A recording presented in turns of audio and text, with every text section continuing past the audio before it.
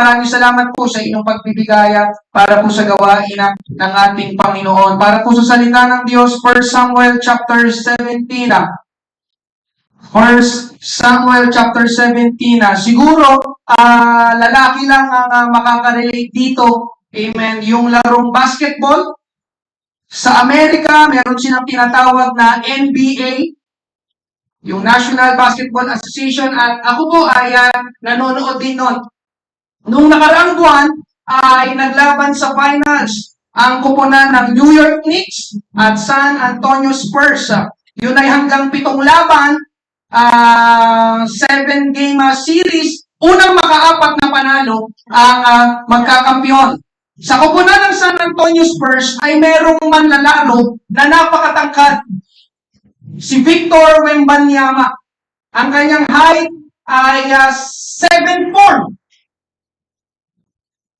7-footer, tapos may 4 inches pa.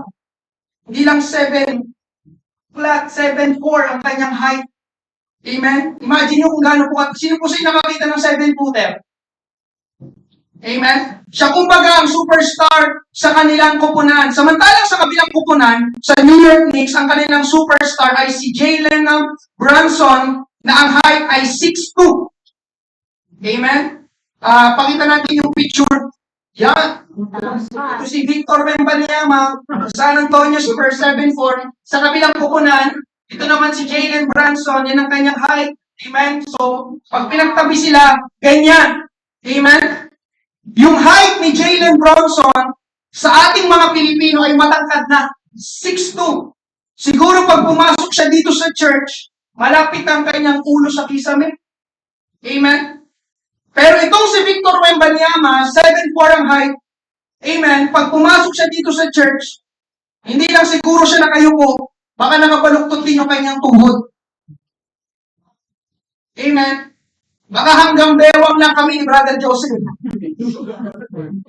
Amen? Para sa ating mga Pilipino, higante itong si Victor Wembanyama.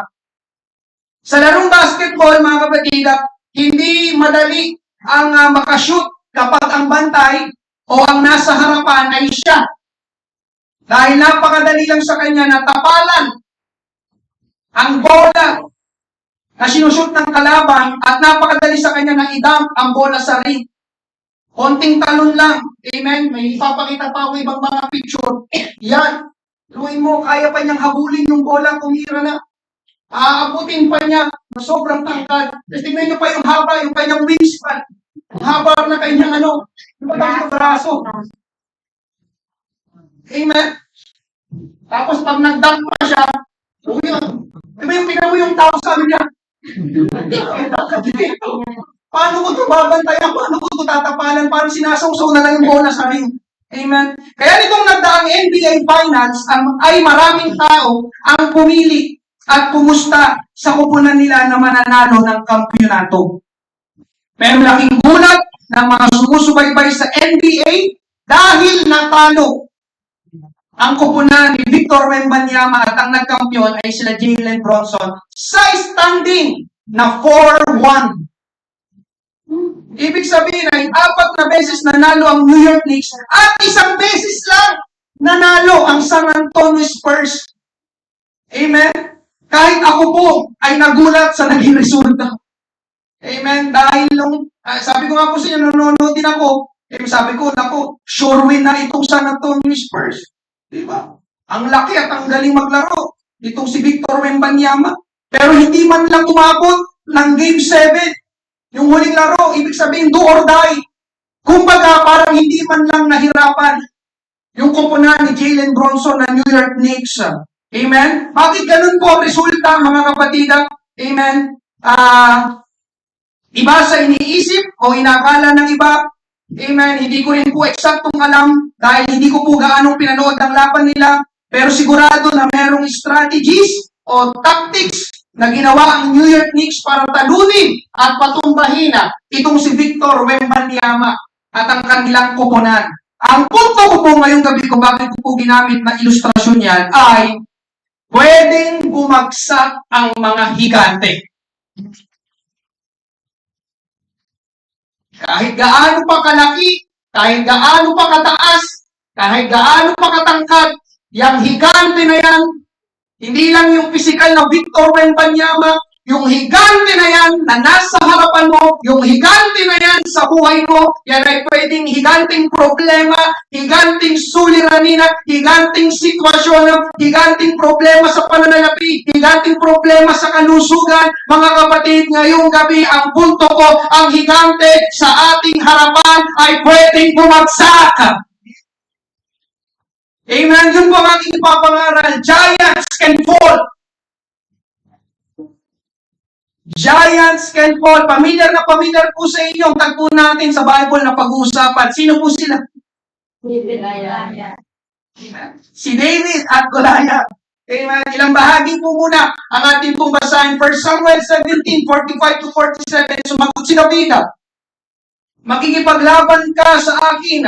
Kausap dito ni David si Goliath na ang dalay espada, sibat at punyal. Pero lalabanan kita sa pangalan ng Panginoon ng mga hukbo, ang Diyos ng hukbo ng Israel na iyong hinahamon. Sa araw na ito, ibibigay ka sa akin ng Panginoon, papatayin at pupugutan kita ng ulo. Ngayong araw din ito, ang mga bangkay ng mga kasama mong Filisteo ay ipapakain ko sa mga ibon at mababangis na hayop at malalaman ng buong mundo na may Diyos ang Israel. Malalaman ng lahat ng nagkakatipon dito na kaya iligtas ng Panginoon ang kanyang bayan kahit na walang espada o sibat sapagkat ang Panginoon ang makikipaglaban at ibibigay niya kayong lahat sa amin. Tayo po'y manalangin, Church. Panginoon, maraming po salamat sa pagkabasa ng iyong banal na salita. Maraming salamat sa bilang ng mga mananampalataya na dumalo ngayong gabi, Panginoon. Tulungan mo kami, O Diyos, sa bawat higante na aming kinakaharap, Panginoon Diyos. Ang mga higante ay posible at pwedeng bumagsak, Panginoon. Kung ikaw, Panginoon Diyos, ang tutulong sa amin,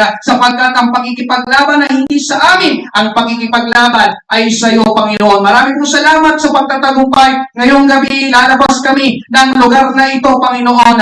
Hallelujah, na mga mapagtagumpay. Higit pa sa mapagtagumpay. Maraming pong salamat. Ito po ang aming panalangin sa pangalan ni Jesus. Sa lahat ay magsabi na Amen! Palakpakan natin ang ating Panginoon.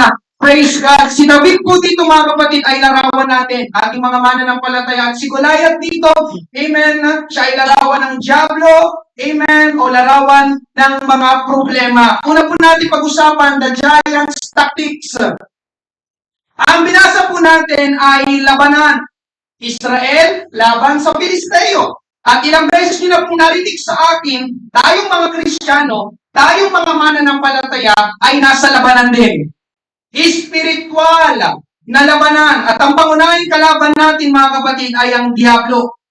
Amen? At sa labanan, sino pong naniniwala ay kailangan ng mga taktika, estratehiya, pamamaraan para manalo. Amen? At ngayong gabi, mga kapatid, ang diablo ay meron ding mga tactics. Una, mga kapatid, na taktika ng diablo, the devil, amen, wants or he will make us feel insignificant. Amen. Ano pong ibig sabihin niya? Ipapamukha ng diablo sa atin na malaki siya at maliit lang tayo. 1 Samuel 17:4, ngayon lumabas mula sa kampo ng mga Filisteo ang isang mahusay at matapang na mandirigmang tagagat na nagngangalang Goliath. May siyam na talampakan ang kanyang taas. Ang height daw ni Goliath, mga kapatid, ayon sa pag-aaral, ay 9 feet. O pwedeng higit pa daw. Kanina natangkaran na kayo kay Victor Wembanyama. Itong si Goliath, 9 feet. Hindi na siya makakapasok sa lugar na ito. Amen? Abnormal ang kanyang pagkatangkad. Amen? Hallelujah. Binanggit ang kanyang height dito, mga kapatid, para ipamukha sa atin na malaki siya. Matangkad siya. Malakas siya. Meron niyang kasabihan, height is might. Ang tangkad ay kalakasan. Kaya sino tayo para lumaban sa kanya? Para lumaban sa diablo? Para bang sinasabi dito ni Goliath sa Israel, 9 feet ang height ko. Kayo, anong height nyo? Kasi sinabi talaga yun, may siya. Binanggit in specific. 9 feet ang height ko. Kayong mga taga-Israelita, anong height nyo? Amen? Ganon din ang gusto ipamukha ng diablo sa atin. Itong height ko, ikaw. Anong height mo? Ay, Ang liit mo naman. Sa liit mong yan, malalabanan mo ako. Hindi ka mananalo sa akin. Mabuti pa, sumuko ka na lang at magpasakop sa akin. Ganyan mga kapatid ang nangyari sa ilang mga lalaki sa Bible. Tulad ni Moses, nang siya ay tawagin ng Panginoon para iligtas ang Israel sa Egypt, ang nasabi ni Moses, Exodus 4:10, sinabi ni Moises, Panginoon, hindi po ako magaling magsalita. Wala pa man noon, hirap na ako sa pagsasalita. Kahit na ngayon nakikipag-usap kayo sa akin, pautal-utal lang ako kapag nagsasalita. Sabi ni Moses, Lord, hindi ko kaya yan. Hindi ako magaling magsalita, pautal-utal ako. Nanliliit si Moses sa sarili niya. Amen. Pakiramdam niya, wala siyang magagawa at wala siyang silbi. At nais kong malaman ng bawat isa ngayong gabi, yan ang gusto ng dyablo na maramdaman mo. Wala kang magagawa, wala kang silbi. Ganon din si Gideon, Judges 6:15. Sumagot si Gideon, ngunit paano ko po maililigtas ang Israel? Ang pamilya po namin ang pinakamahina sa lahi ni Manases at ako naman po ang pinakaaba sa pamilya namin. Amen. Nanliliit din si Gideon sa sarili niya. Pakiramdam niya, wala siyang magagawa at wala siyang silbi. Yan din ang gusto ng dyablo na maramdaman mo at mangyari sa'yo. Ganon din si Jeremiah. Jeremiah chapter 1 verse 6, sumagot ako, makapangyari ang Panginoon, hindi po ako magaling magsalita dahil bata pa ako. Nanliliit si Jeremiah sa sarili niya, pakiramdam niya, wala siyang magagawa at wala siyang silbi. At yan din ang gusto maramdaman ng dyablo. Yan din ang gusto ng dyablo na maramdaman mo. Amen? Ganon din ang Israel na sila'y papasok na sa lupang pangako. Numbers 13 verse 33, may nakita pa kaming mga higante na mga lahi ni Anak. Pakiramdam namin mga tipaklong lang kami kumpara sa kanila. At ganyan din ang kanilang tingin sa amin. Nanliliit ang mga Israelita sa sarili nila. Pakiramdam nila, wala silang magagawa at wala silang silbi. At yan din ang gusto ng dyablo na maramdaman mo. Yan din ang gusto ng kaaway na mangyari sa'yo. Manliit ka sa problema na kinakaharap mo ngayon. Manliit ka sa ministry na iniatang sa'yo. Manliit ka sa harapan ng dyablo. Para bang sabi sa'yo ng dyablo, kapag harap ka na sa kanya, utoy, inday, ito ka lang, oh. Ito ka lang, ito. At kung ito ka lang, anong magagawa mo? Ito ka lang. Amen. Kaya minsan, may mga mananampalataya, hindi ko kayang tumayo dyan sa pulpit ko. Hindi ako marunong magsalita. Katunayan, hindi nga ako nakatapos ng pag-aaral. Sino ba naman ako? Baka pag nagsalita ako dyan, pagtawanan lang nila ako. Pastor, nakakaya. Amen mo ba? Amen. Amen. Ang laki ng problema na ito. Diba? Ang laki. Anong magagawa ko dito? Sabi ng dyablo, ito ka lang, oh. Yung problema mo sa pananalapi, wala na yan. Ito ka lang, oh. Maliit ka. Amen? Alam ng dyablo, mga kapatid, na kapag nanliit ka sa sarili mo, hindi ka nakikilos, hindi ka nasusubok, hindi ka nalalaban, hindi mo nagagawin ang pinapagawa ng Panginoon, matatakot ka para sa sarili mo. That's why the devil wants you. Amen? Or he will make you feel small and insignificant para maging unable ka. Amen. Kapag nanlilit ka sa sarili mo, di ba? Anong gusto mong gawin kapag nanlilit ka sa sarili mo? Magtago na lang. Amen po ba? Ayaw mo na magpakita, ayaw mo na pumilos, ano ba naman ako? Hindi ko kaya gawin yan. Amen? Hallelujah. Ikalawa, mga kapatid, amen, na taktika ng kaaway, the devil wants isolation. 1 Samuel chapter 17 verse 8, tumayo si Goliath sa harapan at hinamon ng mga Israelita, bakit kayo pumarito at pumwesto pa para makipaglaban? Hindi ba't ako ay Pilisteo at kayo'y mga utusan ni Saul?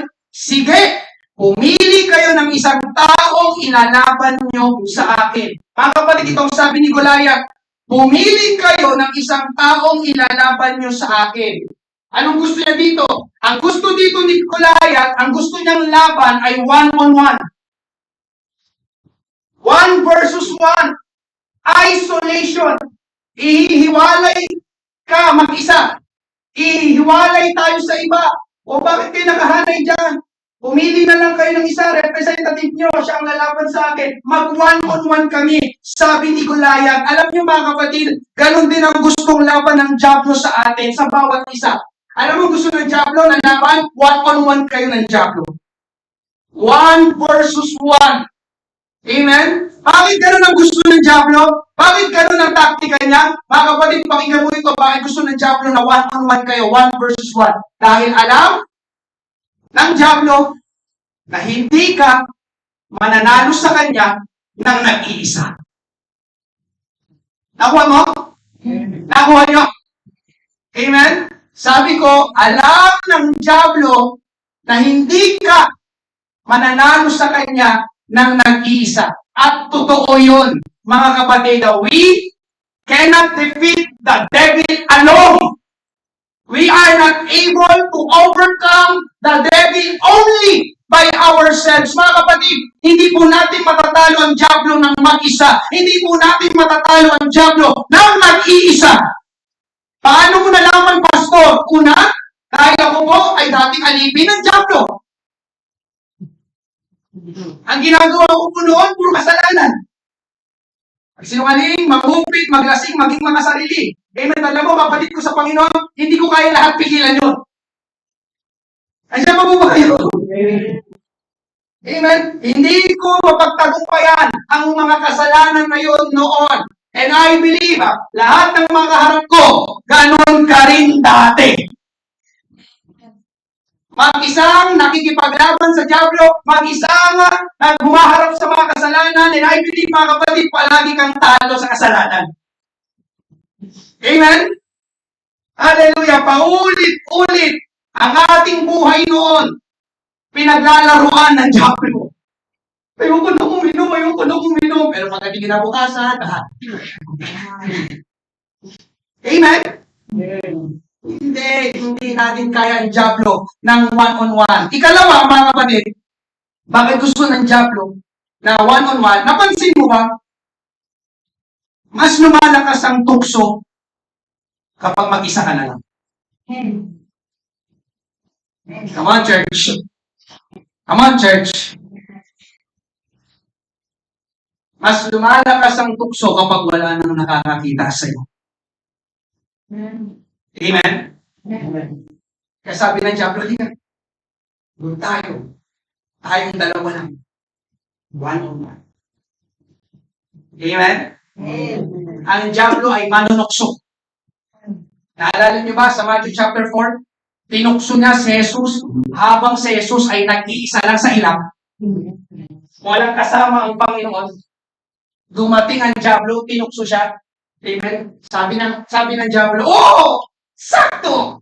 Nag-iisa siya! Si Jesus!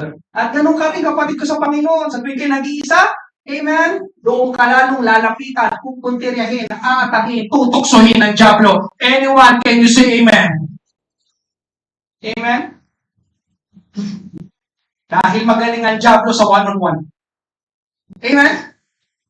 Doon sasabihin ng Diablo, sige, manood ka na. Sige, maglaro ka na. Sige, makipag-chat ka na. Sige, maglasing ka na. Sige, magsugal ka na. Sige, magmura ka na. Sige, makipag-away ka na. At kung mas lamang na bumibigay ka sa tukso, sa kasalanan, kapag nag-iisa ka, yan ay patunay na magaling ang Diablo sa isolation. See? One-on-one, laging talo, bumibigay lagi sa tukso. Amen? Ikatlo, mga kapatid, bakit gusto ng Diablo isolation? Mas tumitindi ang pakiramdam ng pagkalungkot, pagka-depress, at pagkaawa sa sarili kapag nag-iisa ka na lang. Amen? Gusto ipamukha ng Diablo sa atin na tayo lang ang may ganong klase ng problema. Isa naramdaman mo na ba yon? Kapag ikaw ay may malaking problema, mahigpit na problema, pakiramdam ko sa milyong-milyong tao sa mundo, ikaw lang ang may ganong problema.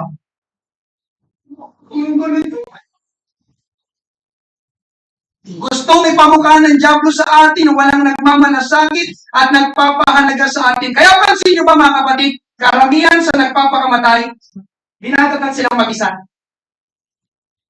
Pero naman nagpakamatay, di ba tinawag nila ng kapitbahay, papakamatay na ako! Tama ba? Tama ba? Pinapamalita ba nila? Kadalasan, naman nagpapakamatay, madadat lang sila sa isang kwarto, sa CR, ng mag-isa. Mag-isa. Si doon mas tumitindi, pag-aawa sa sarili, bigat na bigat, depression, amen, matinding kalungkutan, di ba? Naabutan doon, nakagipti na, laslas ang pulso, nakatalon na, wala silang kasama.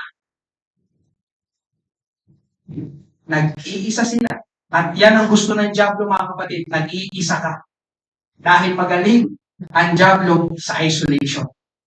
Amen? Ikatlo, mga kapatid, the devil will speak in negative, harsh words repeatedly. Ito, mga kapatid, ancient na ito. Paulit-ulit ito. 1 Samuel 17 verse 16. Sa loob ng 40 araw, paulit-ulit na hinahamon ni Goliath ang mga Israelita, araw at gabi.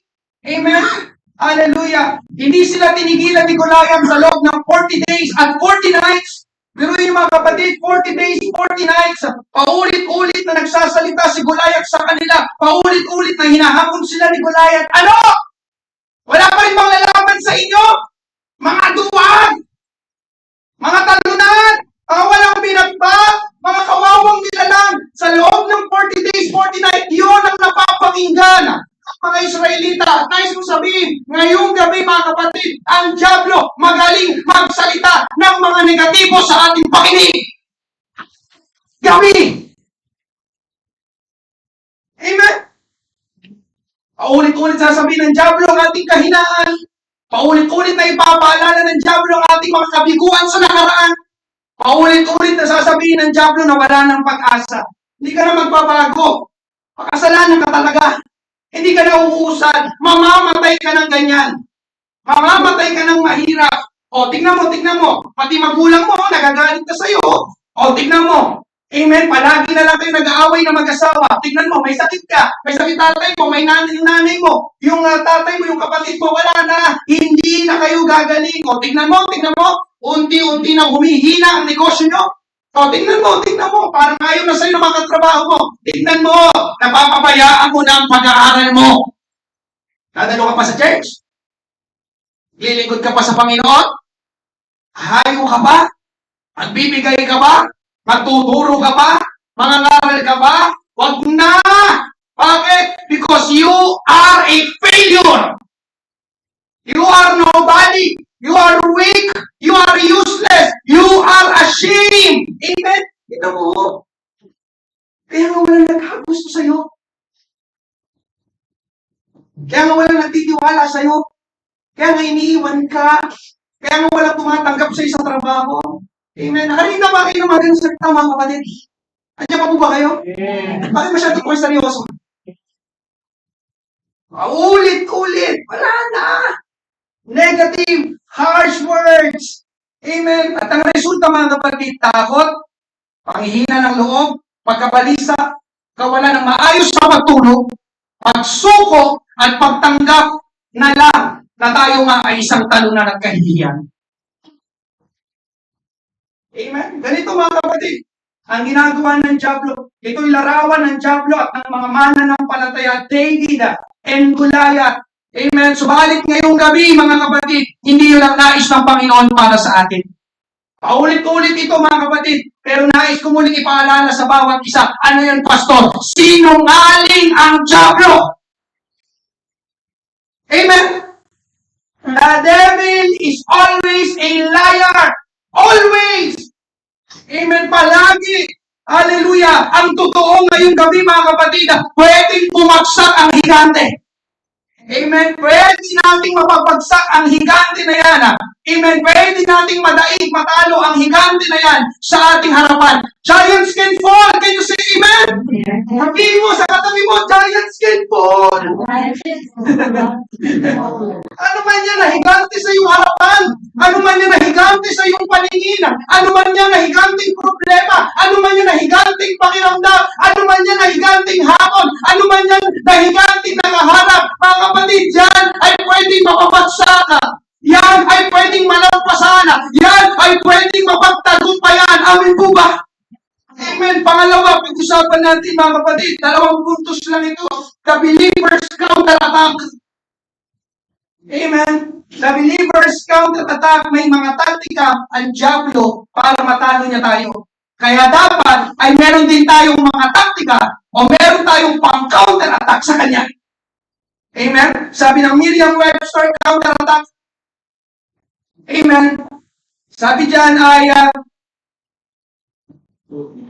tatagalogin ko na lang, ang counter-attack ay pangbawi o pangdepensa sa atake na ginawa laban sa atin.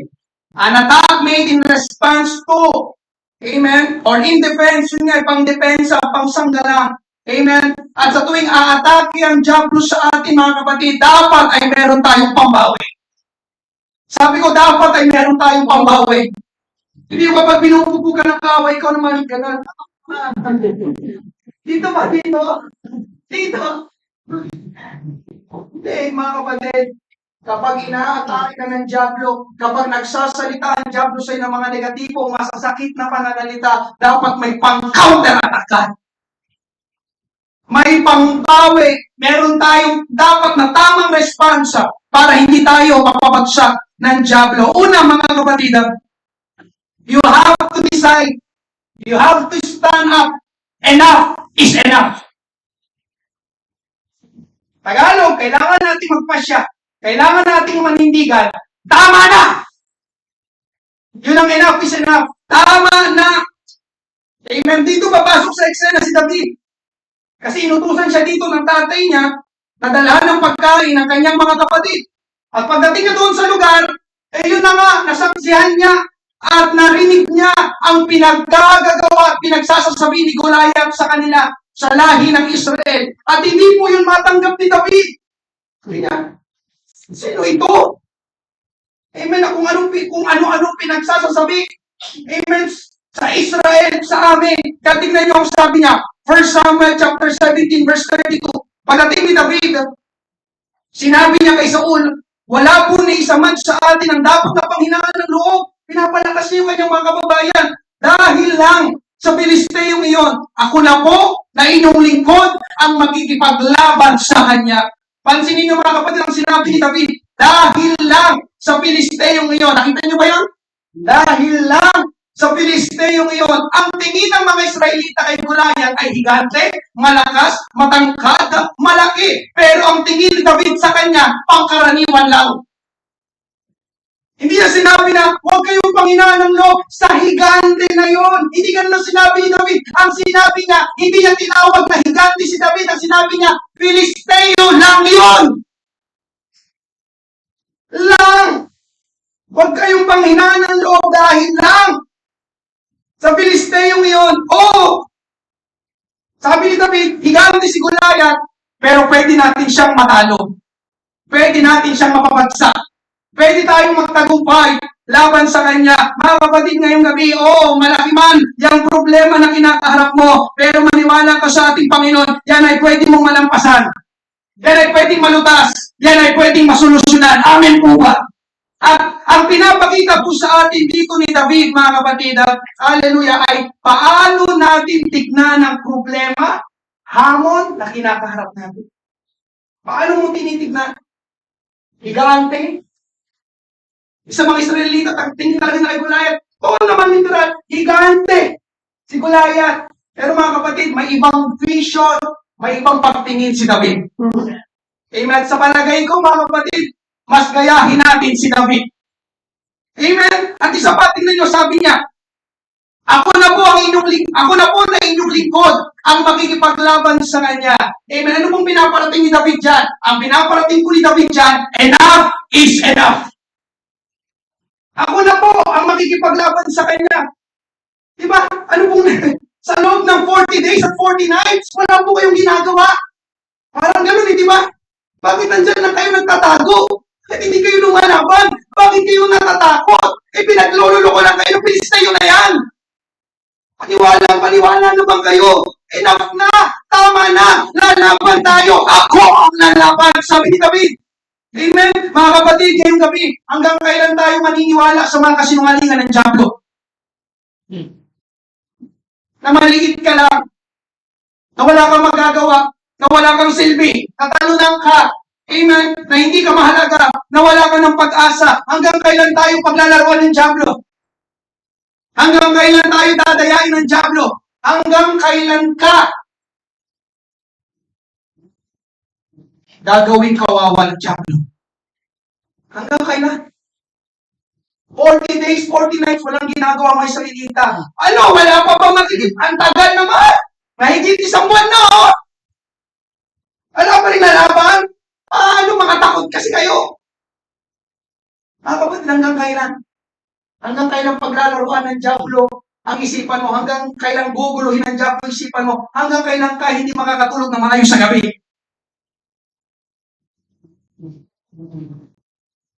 Mga kapatid, ito ang kailangang mangyari. Ikaw ay magpasya at manindigan. Enough is enough. Tama na. Amen. Alam ni David, mga kapatid, kilala ni David kung sino sila. Sila ay bayan ng Diyos na buhay. Na Diyos na lumikha ng langit at ng lupa. Kaya hindi natakot si David kay Goliath. Kaya hindi nagpasindak si David kay Goliath. Ganon din dapat tayo ngayong gabi. Kilala mo ba kung sino ka? Opo, pastor, ako si Timothy. Hindi ko tinutukoy kung ano ang pangalan mo. Amen? Ang tinutukoy ko ngayong gabi kung sino ka. Amen? Kung totoong tinanggap mo ang Panginoong Hesus sa iyong buhay, ikaw ay binigyan ng karapatan na maging anak ng Diyos. Sino sa inyong tumanggap sa ating Panginoong Hesus? Ikaw ay naging anak ng Diyos. Ang gusto ko sabihin ngayong gabi, kung ikaw ay anak ng Diyos, hindi ka kawawa. Hindi ka talunan. Hindi ka nag-iisa. May plano ang Diyos sa buhay mo. Amen. Kaya kung may kakampihan at papaburan ng Diyos sa pagitan mo at ng higante na yan sa harapan mo, ikaw yun. Bakit? Dahil ikaw ang anak ng Diyos. Palakpakan natin ang ating Panginoon. Enough is enough. Nakalimutan ng mga Israelita kung sino sila. Sila ay bayan ng Diyos. At dahil sila ay bayan ng Diyos, siyempre sila kakampi ng Diyos. Amen po ba? Kaya dapat ikaw kilala kung ano, bakit ako nagpapadaya? Sa Diablo na to, sa problema to, anak ako ng Diyos eh. Amen po ba? Ikalawa, mga kapatid, you must have reference points. You must have reference points. Ano pong ibig sabihin nito? Ito yung mga mabuti, dakila, at kamanghamanghang ginawa ng Diyos sa iyo noon, ay aalalahanin mo kapag ikaw ay nahihirapan na. Kapag ikaw ay nasasaktan na. Kapag ikaw ay nagigipit na. Kapag ikaw ay pabitaw na. 1 Samuel 17:33 hanggang 37, sumagot Saul kay David, hindi mo kaya makipaglaban sa kanya. Bata ka pa. Yun nga eh. Pati si Saul, di ba? Nanliit siya kay David. Malit ang tingin niya kay David. Amen. Habang siya'y mandirigmana mula pa sa kanyang pagkabata. Ngunit sinabi ni David kay Saul, tingnan niyo sinabi ni David, matagal na po ako nagpapantay sa mga kawan ng aking ama.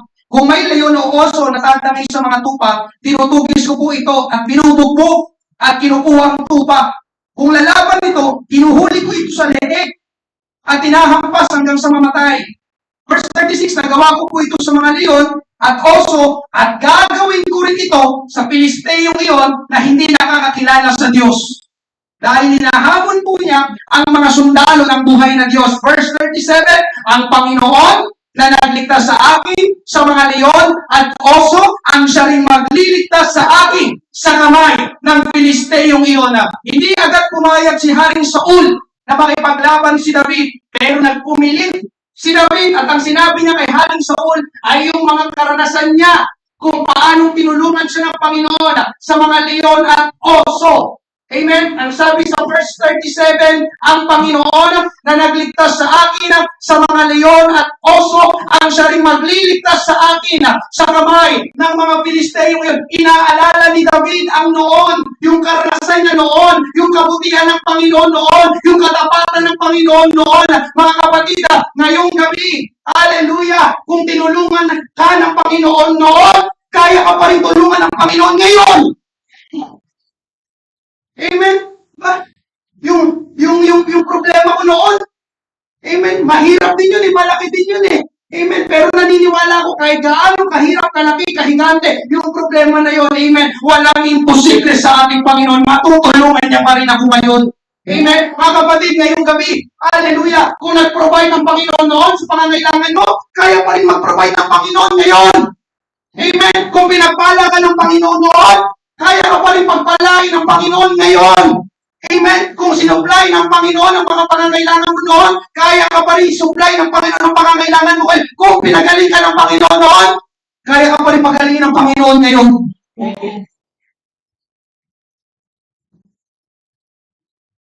Kung madami ang mga customers mo noon, kaya ulit padamihin ng Panginoon ang mga customers mo ngayon.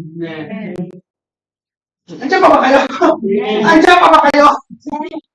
Problema sa atin, wala kayong reference points. Ako hindi ko lagi nakakalimutan. Minsan nang pinuno ng Panginoon ang lugar na ito. Nagsisiksikan tayo. Hindi ko yun inaalis sa isipan ko. Amen. Sabi ko, Panginoon, kaya mo ulit punuin ang lugar na ito na nagsisiksikan na kami. Amen? Sa tuwing tayo ay magkakaroon ng 180 jam, sa darating na Sabado, may 180 jam tayo. Sa tuwing tayo nagkakaroon ng 180 jam, puno ulit ang lugar na ito. Alam niyo mga kapatid, inaangkin ko na, sabi ko sa darating na Sabado, puno ulit ang lugar na ito. Alam niyo kung bakit mga kapatid, dapat may reference points ka? Dahil ang ating Panginoon ay hindi lang Panginoon noon.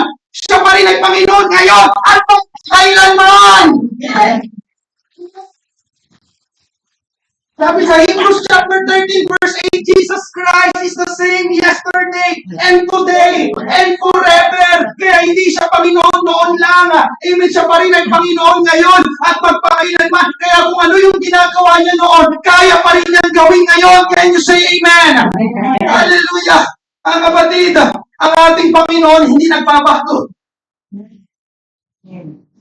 Kanyang kabutihan ay hindi lumalabo. Ang kanyang pag-ibig ay hindi nabibigo.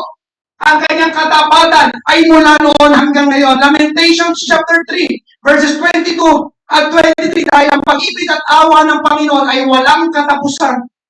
Kaya hindi tayo tuluyang nalipol araw-araw. Biruin niyo mga kapatid, araw-araw. Thank you, Lord. Kinakatan na natin ito. They are new every morning. New every morning. Great is thy faithfulness, O Lord. Diyan pa po ba kayo? Araw-araw, pinapakita niya ang kanyang habag, dakila ang katapatan ng Panginoon. Itong ibig sabihin ng reference points, may binabalikan ka. Mga kapatid, ang tanong ko ngayong gabi, may binabalikan ako ba? Siguro kaya ka pinangailangan, no? Kaya nakakalimutan mo kung ano yung ginawa ng Panginoon sa iyo noon. Yes, noon yun. Pero, mga kapatid ng Panginoon natin, ngayon, doon, ngayon at pagpakailanman, amen, God has done it before. Yes, but He will do it again. He will do it again. Ginawa na ng Panginoon noon, gagawin ulit ng Panginoon ngayon. Amen po ba? Hallelujah. Ikatlo, mga kapatid, you must give the fight to the Lord. Ibigay mo ang laban sa Panginoon. 1 Samuel 17:43 hanggang 46, sinabi niya kay David, aso ba ako? Sinabi ni Goliath ito kay David, aso ba ako at pati ang dala-dala mo? At isinumpay niya si David sa ngalan ng kanyang mga Diyos. Sinabi pa niya kay David, lumapit ka rito at ipapakain ko ang bangkay mo sa mga ibon at sa mababangis na hayop. Sumagot si David, makikipaglaban ka sa akin ng dalay espada, sibat at punyal, pero lalabanan kita sa pangalan ng Panginoon ng mga hukbo. Ang Diyos ng hukbo ng Israel na yung hinahabol. Sa araw na ito, ibibigay ka sa akin ng Panginoon. Papatayin at pupugutan kita ng ulo. Ngayong araw din ito, ang mga bangkay ng mga kasama mong Filisteo ay ipapakain ko sa mga ipon at mababangis na hayop. At malalaman ng buong mundo na may Diyos ang Israel. Sinabi ko kanina mga kapatid, hindi natin kayang talunin ng Diablo ng nag-iisa. Ng one-on-one. Amen? Hindi natin matatalo ang Diablo sa sarili nating lakas. Hindi natin matatalo ang Diablo dahil mabait tayo. Hindi natin matatalo ang Diablo dahil talented tayo. Hindi natin matatalo ang diablo dahil matalino tayo. Hindi natin matatalo ang diablo dahil may pera tayo. Hindi natin matatalo ang diablo dahil sikat tayo. Hindi natin matatalo ang diablo dahil galing tayo sa Kristiyanong pamilya. Matatalo at mapapabagsak natin ang diablo sa tulong, sa biyaya, sa kapangyarihan at sa Espiritu ng ating Panginoong Diyos na buhay. Ito ang nakalimutan ng mga babae ni David. Natakot at pinanghinaan sila ng loob dahil nakalimutan nila ang Diyos. Alam niyo mga kapatid, kapag binasa niyo yung buong istorya, kung 1 Samuel chapter 17, amen, wala tayong mapapanggit sa bandang unahan na pangalan ng Panginoon, pangalan ng Diyos. Talagang totally nakalimutan siya ng mga Israelita. Sumulpot na lang ang pangalan ng Panginoon nang bigkasin na siya ni David. Tingnan niyo sunod-sunod, ilang beses natin nabasa kanina, puro Panginoon. Diba? Ang Diyos, Goliath, ang dala mo sa akin, espada, amen, sibat punyal, pero nandito ako, lulusubin kita sa pangalan ng Panginoon. Amen. Ang sandata ni David ay ang Panginoon mismo. Amen. Ibinigay ni David ang laban sa Panginoon dahil ang labanan ay sa Panginoon. Dahil ang makikipaglaban ay ang Panginoon. 1 Samuel 17:47, sapagkat ang Panginoon ang makikipaglaban at ibibigay niya kayong lahat sa amin. For the battle is the Lord's. And He will give all of you into our hands. Amen. Ngayong gabi, mga kapatid, sa aking pagtatapos, amen. No match tayo sa diablo. Sinong naniniwala? No match ka. Kahit anong, amen, kahit anong gawin mo, amen, kahit pagpalaki ka pa ng katawan, no match ka sa diablo. Amen. Pero alam nyo mga kapatid, sasabihin ako sa inyo, no match naman ang diablo sa Diyos. Amen.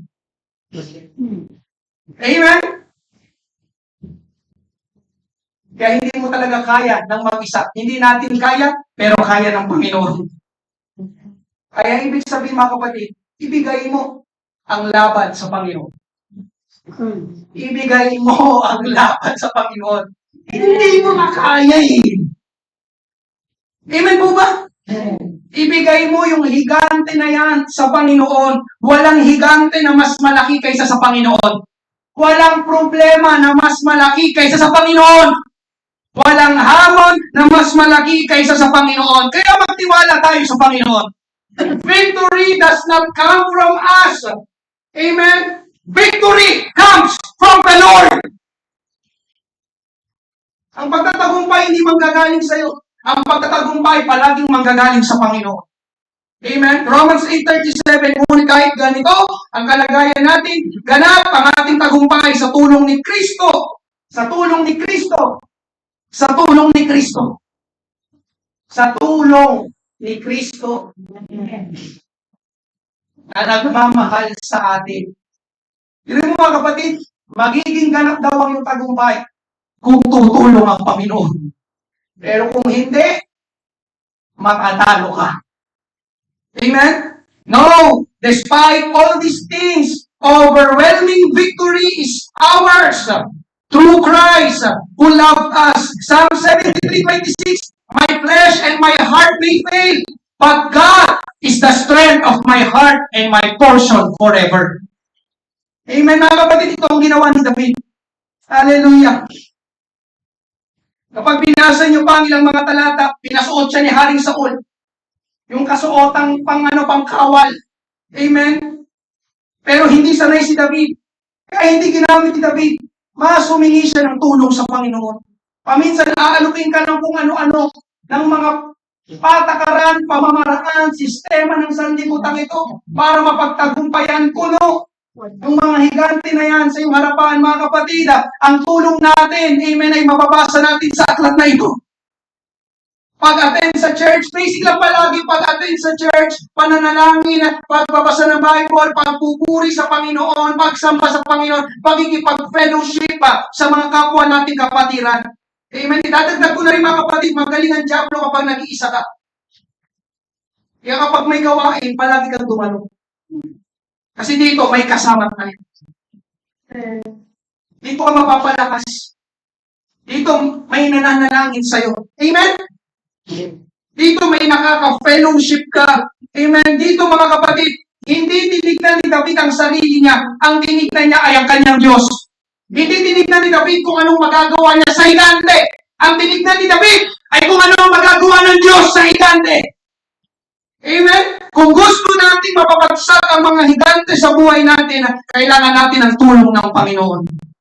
Panghuling verse, 1 Samuel 17, 48 hanggang 50, habang papalapit sa kanyang Filisteo, patakbo siyang sinalubong ni David, kumuha siya ng bato sa kanyang lalagyan at tinirador sa noo si Goliath. Tumama ito at bumaon sa noo ni Goliath at natumba siya ng padapa sa lupa. Kaya tinalo ni David ang Filisteo, ang higante. Ang higante. Amen. Sabi ko kanina, amen, parang tayo si David. Natalo ni David ang Filisteo. Kaya pwede rin natin talunin ang higante. Pwede rin natin mapabagsak ang higante sa harapan natin. Amen? Sa pamamagitan lang ng tinador at isang bato, napatay niya si Goliath kahit wala siyang dalang espada. Mga kapatid, ang Panginoon ang tumulong kay David na mapabagsak ang higante na si Goliath at yun ay pwede rin gawin ng Panginoon sa iyo. Yun ay pwede rin gawin ng Panginoon sa iyo. Yun ay pwede rin gawin ng Panginoon sa iyo. Giants can fall. Giants can fall. Pastor, testimony, kung mga napakinggan nyo lahat kayo na dito. Amen? Wala nang binayaran na tuition fee. Amen? Nagkaroon ng nanalo sa poster making contest. Amen? Pinagaling. Amen? Yung kanyang manugang. Hallelujah. Kung ba yung testimony kanina? Hallelujah. Na-approve ang visa. Amen? Pinagpala si Brother Joseph. Hallelujah. Mga kapatid, testimony, ano man yan na giants, ano man yan na ganti sa inyong harapan, pwede natin makapagsak sa tulong ng Panginoon. Giants can fall. Mga kapatid, maniwala ka, giants can fall. Amen? Palakpakan, purihin natin ang ating Panginoon. Ngayong gabi, habang bawat isa'y nakayo ko, praise God, praise God. Thank you, Lord. Panginoon Diyos. Hallelujah. We give you glory. We give you praise. Lord, ang hindi ko nagawa, ikaw ang gumawa, Panginoon Diyos. Hindi ko rin eksakto, Panginoon, alam. Hallelujah, ang kalagayan na kinakaharap, Panginoon, ng aking mga kapatid na ito, Panginoon Diyos. Balik ngayong gabi, Panginoon, hallelujah, gaano man kalaki, higante sa aming harapan, Panginoon Diyos. Ang higante na yan ay pwedeng mapabagsak ka sa tulong mo. Praise God. Giants can fall. Meron po ba sa aming kalagitnaan na first time? Amen. Hindi mo pa tinatanggapan ang Panginoong Jesus ay yung buhay. Ito tamang pagkakataon. Lumapit ka sa Kanya. Ang Diyos ay mabuti. Ang Panginoon ay nagpapatawad sapagkat sabi ng Biblia, tayong lahat ay makasalanan at kailangan natin ng kapatawaran. Amen. At kaligtasan na makatanggap lang natin kay Hesus Kristo, kay Jesus Christ. Yun ito. Ngayong gabi, guys, mong tanggapin ang ating Panginoon. Kung wala, amen, tayo mag-altar call, lalapit tayo sa ating Panginoon na pabagsakin natin ang mga higante sa ating harapan. Magkaroon ka, amen, ng paninindigan, enough is enough. Balikan mo, hallelujah, yung mga kabutihan na ginawa ng Panginoon sa iyo noon, reference points, at ibigay mo ang laban sa ating Panginoon. Binubuksan natin ang ating altar habang tayo maawit. God is the strength. Thank you, Lord. Thank you, Jesus.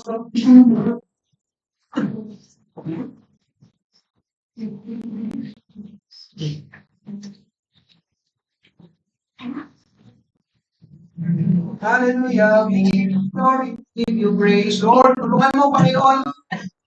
Aking mga kapatid na ito, marahil ay merong imposible sitwasyon, Panginoon, sa kanilang harapan. Malaking nakaharang, Panginoon, na sa kanilang harapan, Panginoon Diyos, na kami ay nanliliid. Kami pinanghihinaan ng loob. Natatakot, Panginoon Diyos. Hallelujah. Subalit salamat ngayon kami, Panginoon, na nakalimutan namin, Panginoon, na kami pala ay mga anak ng Diyos. Hallelujah. Panginoon, pwede kami humingi ng tulong sa iyo. Sinanggap ka namin, Panginoon Jesus. Parang imposible na maligtas sa aking mga mahal sa buhay, pero sa tulong mo, Panginoon, maliligtas sila, Panginoon. Hallelujah, Lord, ang pagpapalay ng gagaling sa iyo. Pinagpala mo na kami noon ng talagang pagpapala, Panginoon Diyos, saganang pagpapala. Kaya mo ulit gawin yun ngayon. Hallelujah. Thank you, Lord. Thank you, Jesus. Panginoon, itong sakit na ito, Panginoon, sinasaway ko sa pangalan ni Jesus. Glory, glory, glory by your name.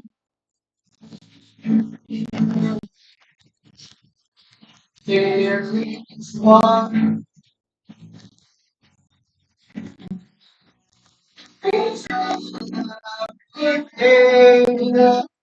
God is the strength of my heart. God is the strength of my heart. God is the strength, yes, of my heart and my portion forever. Ay, basta yung lahat. Pagitin natin na forever home high. Panginoon, ikaw ang meron kami.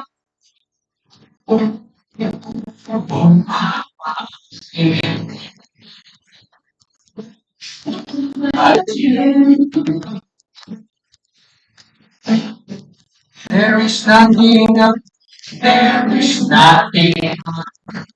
I desire. Peace.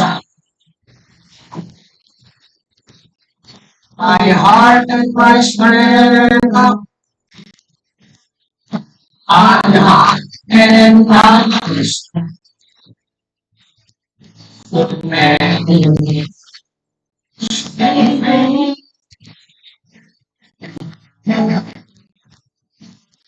there is one that makes me now. God is the strength of my life. God is the strength God is the strength of my heart and my portion forever. God is the strength. God is the strength of my heart. God is the strength of my heart. God is the strength of my heart and my portion forever.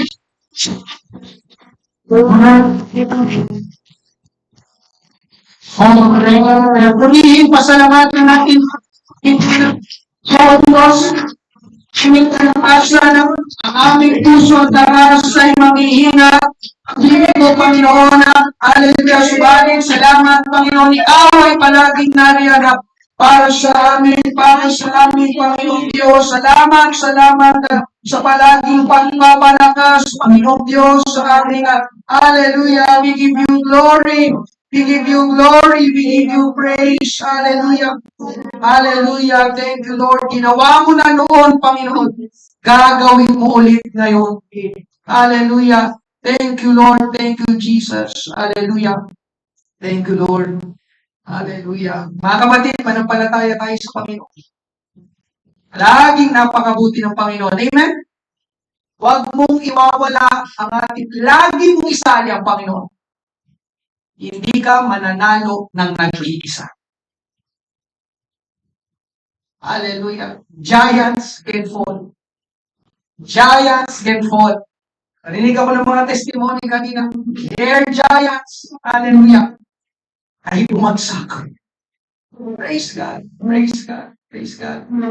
Sinong naniniwala, mabuti ang Panginoon? Sinong naniniwala, hanggang ngayon, makapangyarihan ng Panginoon? Praise God. Dapat overcomer tayo. Amen po ba? Amen. Pag-pray tayo. Hallelujah. Kung mismo napapalakas sa salita ng Panginoon. Amen po ba? Amen. Praise God. Thank you, Lord. Brother Joseph, pray tayo.